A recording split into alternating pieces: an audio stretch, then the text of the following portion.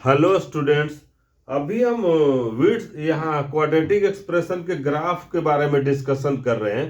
तो इस ग्राफ में हम लोग देखेंगे क्वाड्रेटिक एक्सप्रेशन है, उसका ग्राफ पाराबोला है, उसका विड्थ क्या होगा। जैसे विड्थ किस पर डिपेंड करेगा, विड्थ किस पर डिपेंड करेगा। जैसे हम एक ग्राफ खींचते हैं,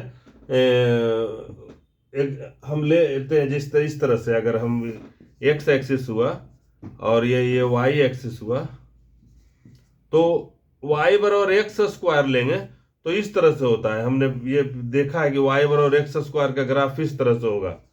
अगर हम y बराबर 2x स्क्वायर ले, y बराबर 2x स्क्वायर ले, तो x का कम वैल्यू लेंगे तो y ज्यादा मिलेगा। ओरिजिन तो इसका भी वर्टेक्स, सबका ये वर्टेक्स 0 हो जाएगा, लेकिन ये जो ग्राफ जो होगा ये इस तरह से होगा, इसका विड्थ कम होगा। y बराबर 2x स्क्वायर का, y बराबर 2x स्क्वायर का जो है विड्थ इससे कम होगा।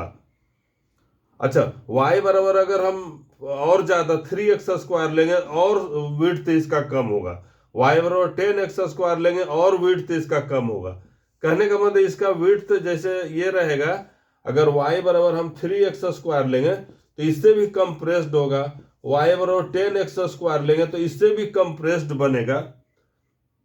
अगर हम y बराबर ले लेते हैं 1/2x स्क्वायर लेंगे, 1/2x स्क्वायर लेंगे, 1/2x स्क्वायर लेंगे, तो जो y बराबर x स्क्वायर है उससे भी ये इस तरह से बनेगा। ये y बराबर 1/2x स्क्वायर इस तरह से बनेगा, ये y बराबर 1/2x स्क्वायर इस तरह से बनेगा।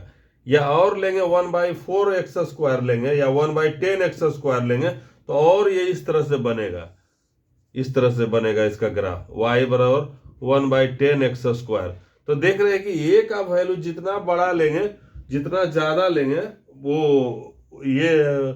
उसका विड्थ तो उतना कम होगा, उतना कंप्रेस्ड ग्राफ बनेगा। और नहीं तो फिर ये जो एक्स का वैल्यू, इसका जो एक्स स्क्वायर को कोफिशिएंट जो हम लेते हैं बहुत कम लेंगे तो एक्सपेंडेड ग्राफ बनेगा। अब वर्टेक्स सबका ओरिजिन रहेगा, इसका वर्टेक्स सबका ओरिजिन रहेगा। Thank you for watching.